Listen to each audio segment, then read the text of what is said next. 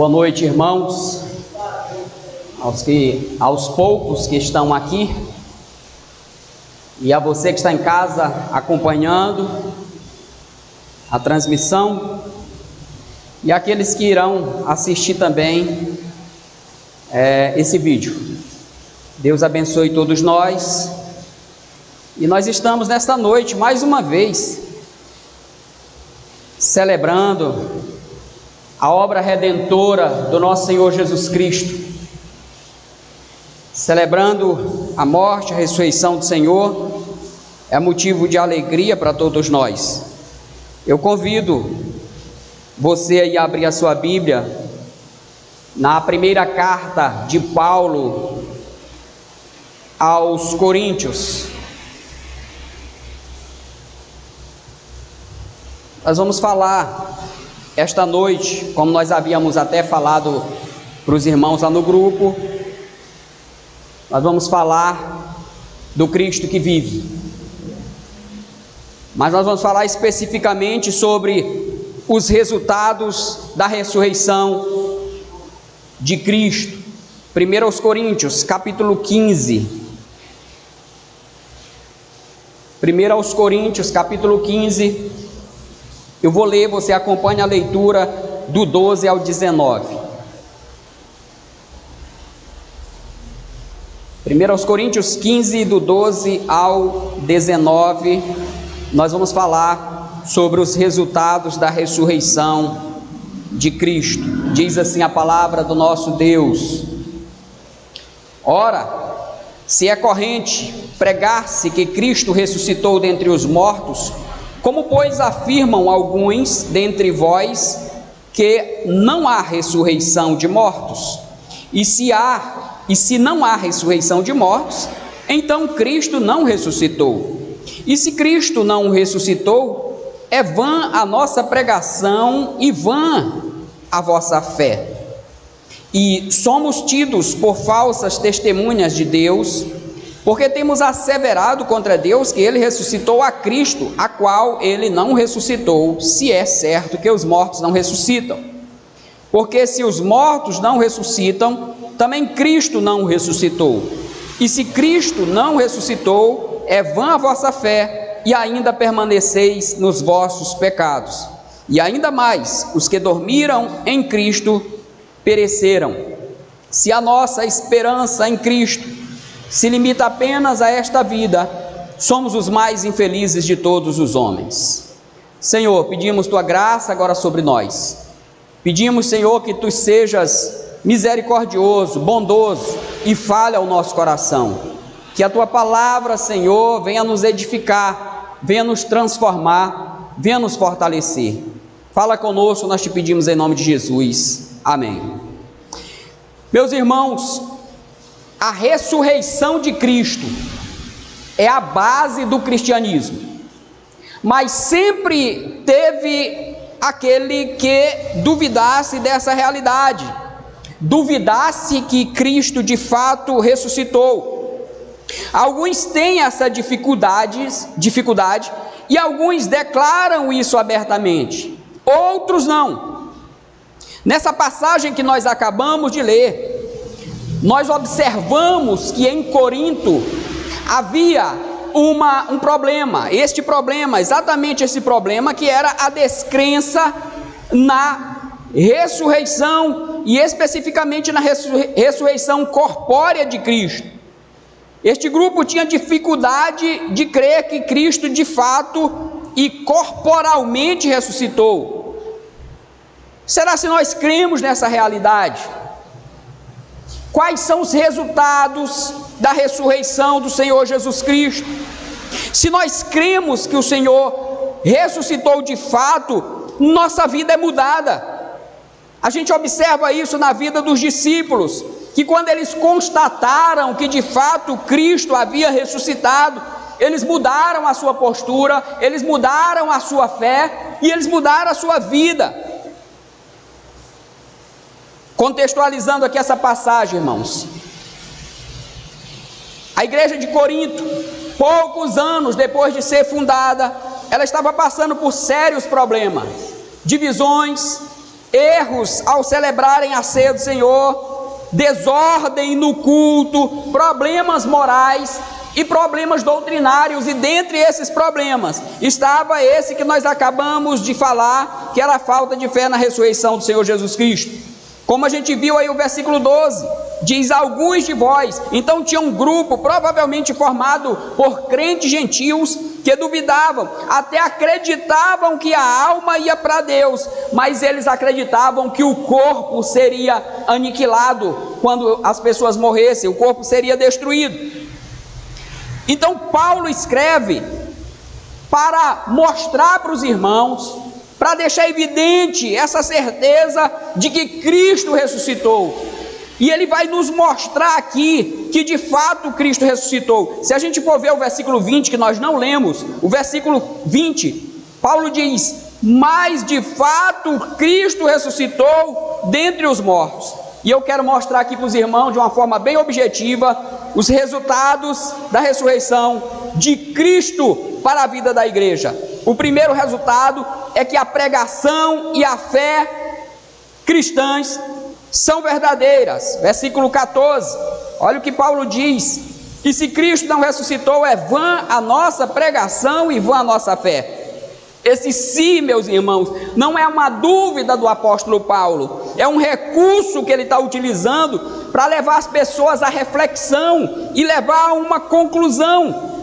Se Cristo não ressuscitou, a nossa pregação ela é inútil, não adianta a mensagem cristã, porque se Cristo não ressuscitou, esta mensagem seria uma mentira, a pregação seria perda de tempo, nossa pregação seria uma mentira. É um recurso, não é uma dúvida do apóstolo Paulo, e ele diz no versículo 20 que de fato Cristo ressuscitou. E para não deixar dúvida, o apóstolo Paulo aí no capítulo 15, lá no início, ele vai dizer, vai relatar várias aparições do Senhor Jesus. Por exemplo, ele diz que Jesus apareceu para Cefas e depois para os 12, foi visto por mais de 500 irmãos, depois apareceu para Tiago, e o próprio Paulo teve um encontro com Cristo no caminho de Damasco. O que Paulo está dizendo era que quem duvidasse da ressurreição de Cristo podia consultar, tinha testemunhas vivas naquela época que Paulo escreveu, testemunhas oculares da ressurreição do Senhor Jesus Cristo. O que a gente aprende aqui e o que esse texto tem a ver conosco? É que, meus irmãos, isso significa que nós devemos pregar o Evangelho, nós devemos ter uma fé genuína, e são dois aspectos importantíssimos para o cristianismo: pregação e fé, porque Paulo diz que a fé vem pela pregação da palavra. Então nós podemos crer nesta pregação, ela é genuína, ela é verdadeira. E quando Paulo fala de pregação, não é necessariamente o ato de falar, mas é o conteúdo da mensagem. E o conteúdo da mensagem é verdadeiro. A mensagem evangélica é verdadeira. E Paulo usa esse recurso, então, dizendo: se esse evangelho fosse uma mentira, ele ia produzir uma fé falsa. E nós somos, ainda ele continua no versículo 15, e somos tidos por falsas testemunhas. É uma mentira, nós seríamos enganadores. E ele diz ainda no versículo 15: porque temos asseverado contra Deus que ele ressuscitou Cristo, a qual ele não ressuscitou, se é que mortos não ressuscitam. É um jogo de palavra. Paulo está dizendo aqui para nós, é que se Cristo não tivesse ressuscitado, nós estaríamos fazendo de Deus um mentiroso também. Isso seria contra nós, porque nós estamos atribuindo a Deus a ressurreição de Cristo. Mas Cristo ressuscitou, meus irmãos, e porque Cristo ressuscitou, Ele venceu a morte. E esta mensagem, ela não é só verdadeira, essa mensagem é poderosa. É por isso que Paulo diz em Romanos 1,16, que ele não se envergonhava do evangelho, porque esse evangelho é poder de Deus para a salvação de todo aquele que crê. Por isso que nós temos que anunciar esta verdade, nós temos que proclamar esta verdade, porque esta verdade é que tem transformado vidas, transformado realidade de famílias, resgatado o pecador, tirado o pecador das trevas.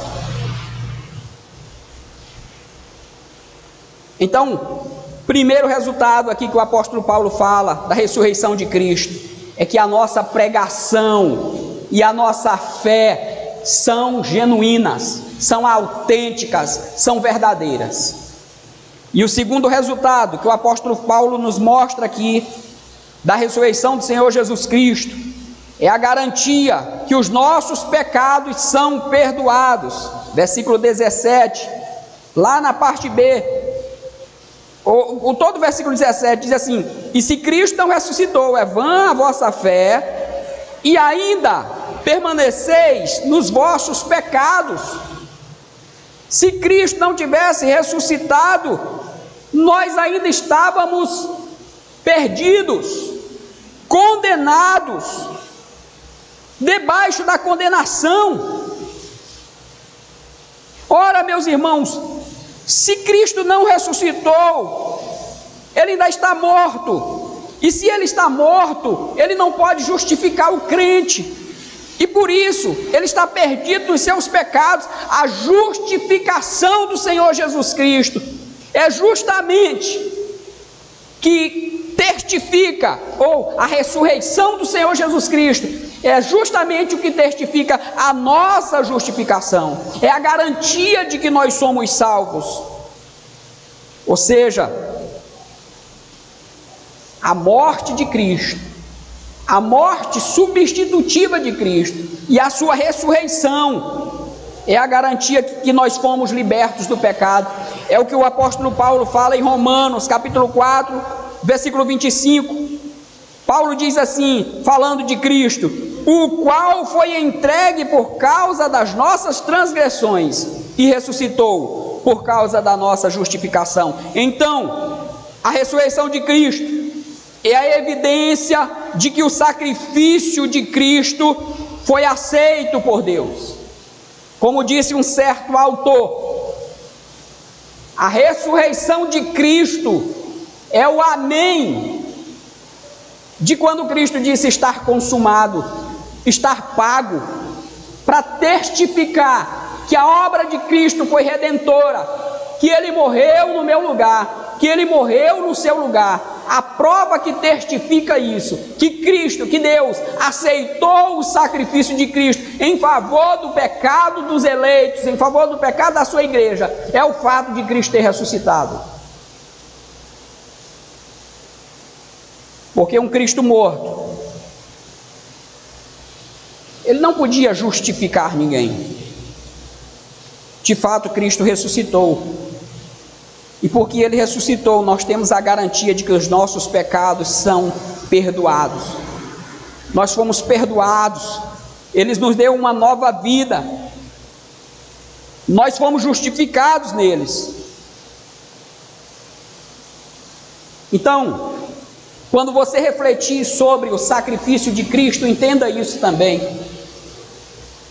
que ele ressuscitou para a nossa justificação, para perdoar os nossos pecados, porque o homem comum, se a morte, aquela morte na cruz, fosse de um homem comum, uma morte qualquer, os nossos pecados não estavam pagos, nós ainda estávamos debaixo da condenação do pecado. Mas o interessante, novamente citando o versículo 20, é que para não restar dúvida, Paulo diz, mas de fato, Cristo ressuscitou. E a terceira garantia que o apóstolo Paulo traz para nós aqui, o terceiro resultado da ressurreição do Senhor Jesus Cristo, é a garantia da nossa ressurreição e da vida eterna. Versículos 18 e 19. E ainda mais, os que dormiram em Cristo pereceram. Se a nossa esperança em Cristo se limita apenas a esta vida, somos os mais infelizes de todos os homens. A ressurreição do Senhor Jesus é a garantia da nossa própria ressurreição e de uma vida eterna com o Pai. Como nós falamos, irmãos, alguns não acreditavam em Corinto na ressurreição corpórea do Senhor Jesus Cristo. Os pagãos também acreditavam que a morte era o fim. Nos dias de hoje tem muita gente que pensa isso, que após a morte acabou, que o corpo é aniquilado, inclusive que a alma é aniquilada. Mas o apóstolo Paulo nos diz aqui que para os cristãos a morte é apenas um sono.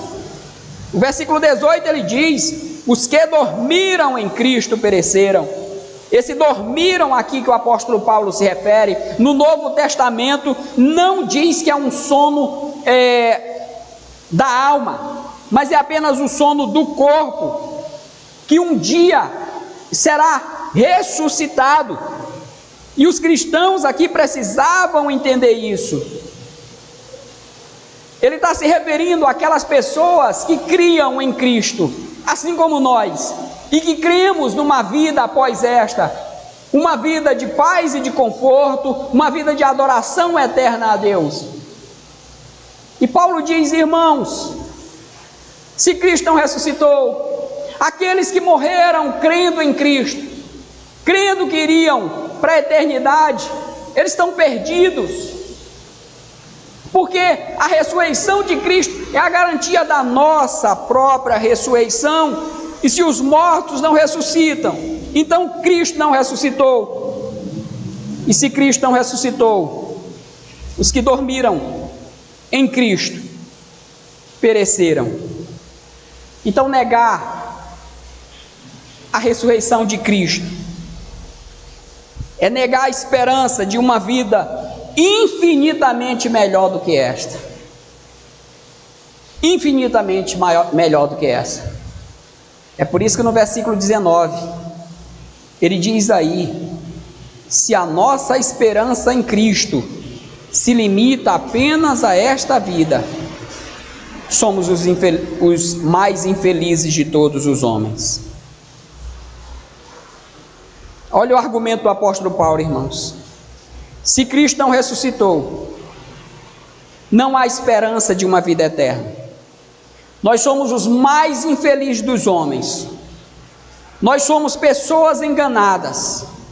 Não existe céu e não existe inferno. E se existir, nós estamos perdidos. Nós estamos perdidos. Porque nossa esperança, ela é depositada em Cristo. Esperança de uma vida eterna, de uma vida infinitamente melhor do que essa. Por isso que ele fala lá no versículo 32, se Cristo não ressuscitou, comamos e bebamos, porque amanhã morreremos, vai acabar tudo. Mas nossa esperança, ela não se limita, a nossa esperança em Cristo não se limita apenas a esta vida. Nossa esperança em Cristo é para a eternidade, é numa vida sem sofrimentos, sem dores, sem choro, sem lágrimas, porque aqui é uma luta. Nós não podemos depositar a nossa esperança e nossa alegria em Cristo apenas esta vida, irmão.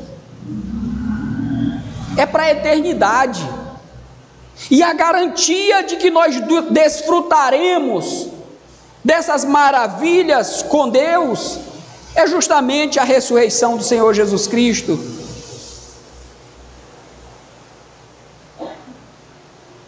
Ele mesmo prometeu isso para nós. Ele prometeu que nós também ressuscitaríamos.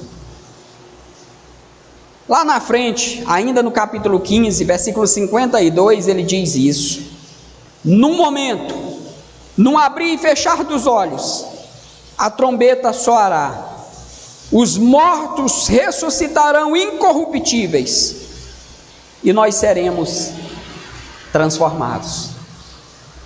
Não haverá mais dores, não haverá mais enfermidades, não haverá mais sofrimentos, não haverá mais nada daquilo que o pecado nos faz sofrer.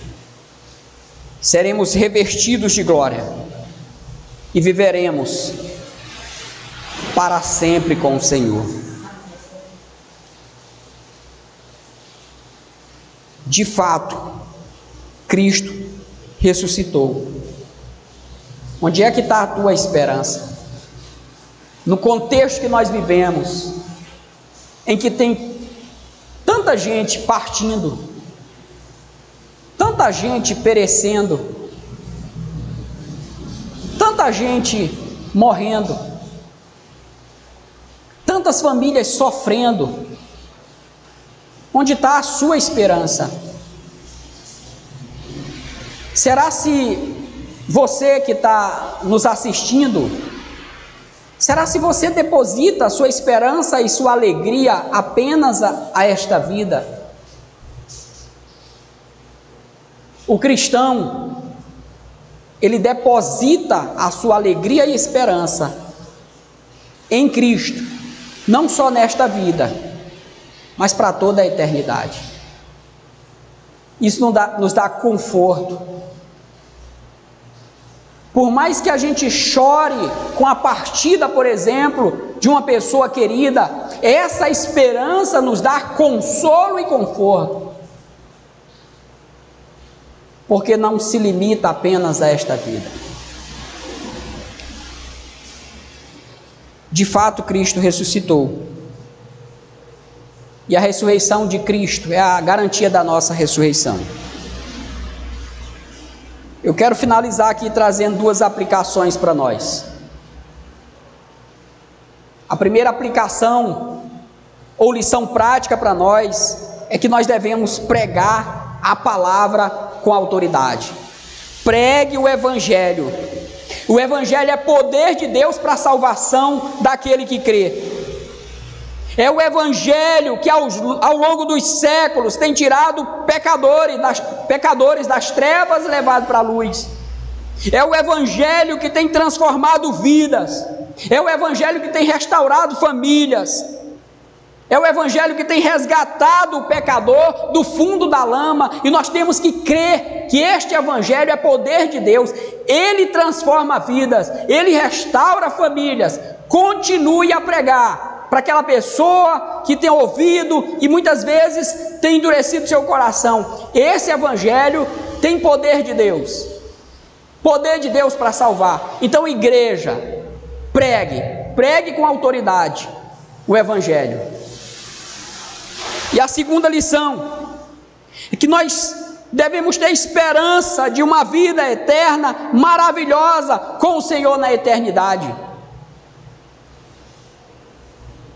A ressurreição de Cristo nos garante isso. Ele venceu a morte. Paulo diz lá no versículo 55 deste capítulo 15: onde está, ó morte, a tua vitória? Onde está, ó morte, o teu aguilhão? Onde está o teu poder de ferir alguém ainda? Esse aguilhão foi arrancado das mãos da morte por Cristo quando ressuscitou. A morte não pode nos ferir no sentido da nossa alma e da nossa eternidade. A morte foi tragada pela vitória, a vitória de Cristo na cruz e a sua ressurreição ao terceiro dia. Aqueles que morreram, ou aqueles que morrem em Cristo, na verdade são recebidos pelo Senhor. O próprio Cristo dá as boas-vindas, porque Cristo está vivo. Jesus chama o pecador a crer nele de todo o seu coração, a se arrepender dos seus pecados, a render sinceramente a sua vida a Ele, para que possa desfrutar da vida eterna com Ele. E lá, diz a palavra de Deus para a gente encerrar: Deus habitará com eles, eles serão povos de Deus, e Deus mesmo estará com eles, e lhes enxugará dos olhos toda lágrima, e a morte já não existirá, já não haverá luto, nem pranto, nem dor, porque as primeiras coisas passaram. Louvado seja o nome do nosso Senhor. Amém. Senhor Todo-Poderoso, te agradecemos, ó Deus, pelo privilégio que Tu nos deste mais uma vez de nos reunir na Tua presença para poder Te cultuar, bendizer o Teu nome, glorificar o Teu nome, Senhor, e recebermos de Ti a Tua palavra. Que Tu nos ajude, Deus querido, cada vez mais estar confiantes nessa esperança que temos em Ti, nossa fé firmada em Ti, e pregar, Senhor, a Tua palavra com autoridade, com o poder dado por Ti mesmo. Obrigado, Senhor, nós oramos em nome de Jesus. Amém.